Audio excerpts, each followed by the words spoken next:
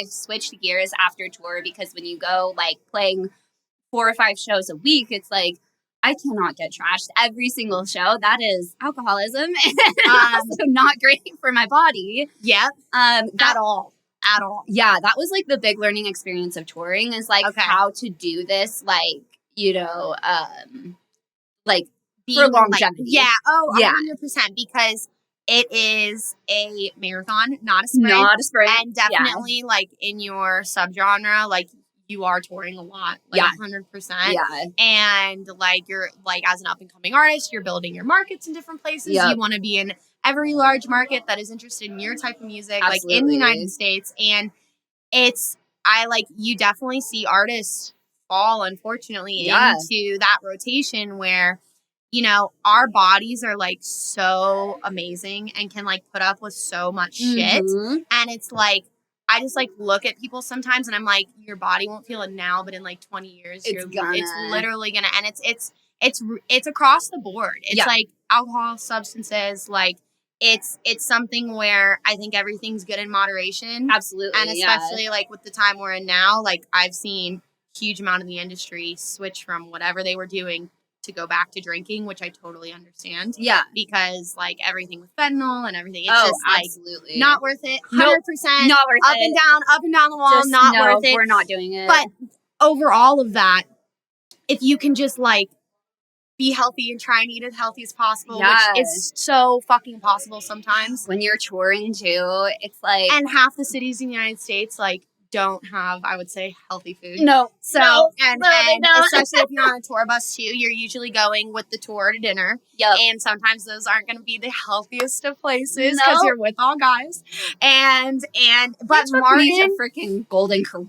Yeah. Oh, when I was doing the set with Peekaboo, he would get like Cane's chicken every night. Every night to the thing. And he's like, oh, this is like it. And I'm like, literally, I was like, this is going to be detrimental. Absolutely detrimental. But like Martin, like with strangers, like super about health. Very. Like totally. He's the epitome of like someone where I see them get to like artists get to that tier. Like I look at like Zedstead, I look at Liquid Stranger, and you know, they may have like a few beers. I know Martin does it, but like just as like a general artist, but like they're not partying. No, they're not.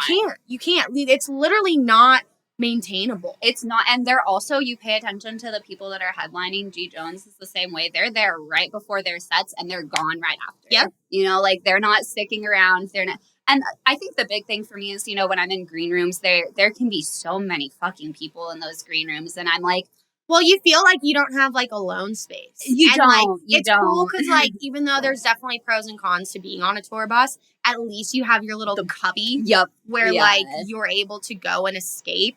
Because it would be like that sometimes. And it's like, you've flown in for shows, obviously, before where like, you know, you can't go back to your hotel. If you guys are all in one green room and one artist decides to bring 40 fucking people and you don't know what those people are doing, you don't know, you know, it's the rave culture. Totally get it. Totally get it. Yeah. You're just like, okay, like I need like me time. Like I need my time to like get in the right headspace, because at the end of the day, it's like a job. And I think, and it's like something that like I see in you and like most women who I talk to, whether they're like industry professionals or like artists themselves, is like they understand this is a job, and like they're there to do, like, we're here to sacrifice what we need to do to be able to perform, and like that is like our number one, like make music and perform. And I think a lot of people sometimes get lost in like this like amazing lifestyle that they see from the outside in. It's very deceiving because it totally looks like this whole like party lifestyle. And that was one thing that we were all talking about on tour is like when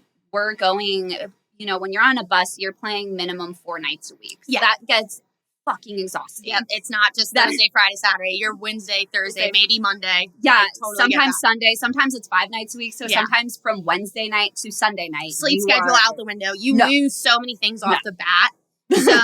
So I mean, back like exactly what you were saying. Like from the outside in, it looks great. Yeah, but there's no sleep schedule. I'm going to bed at 6 a.m. I'm waking up at 3 p.m. You know, like eating once a day kind of thing. Like, when you're doing that every single night and you're going to city and you're meeting up with your friends that are like, this is their night out. Like this is their party night. This is what they work hard to do. Yeah. And they expect you to like do that with them. And I'm like, I can't. Yeah. Like, I can't treat this like a party. Like, I even, like, you know, my friends here in Denver, they're like, so pregame, what are we doing before the show? And I'm like, focusing. Yeah. Like, I'm literally, like, if it's, like, a show day, like, and you text me, like, beforehand, like, especially in, I come from Tampa, so it's, like, obviously a smaller city and stuff. Yeah. Like, I'm like, okay, like, if we're, like, out, like, I'll get, like, a drink and, like, go, like, whatever, but anywhere else, I'm literally like, yeah, like, I'm gonna be in the gym, and then I'll be, like, an hour before my set, I'll get ready, I'll be there half an hour before. Yep. That's it, and, like,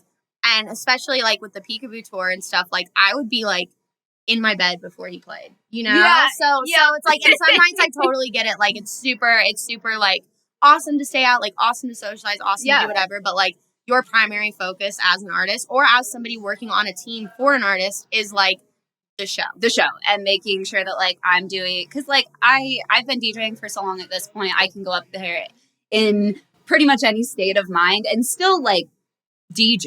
Yes. Is it gonna be, like, a set that I would be proud of, though? Mm-hmm. And, like, want to say, like, this is what a Red Rum set is? Like, no, probably not, you know? Like, not just the Mission set, but every set I do, like, I very rarely play the same set. Yeah. I very rarely play the same set twice. Like, I'm very much so, like, every single, like, night after I was getting off stage, like, on tour, I'd go on the bus, I'd, like, you know, put my headphones on, pull my laptop out and be like, okay, this one didn't go off as well tonight. Like, I'm going to switch this song out. And I would be making tweaks, like, every night after my set.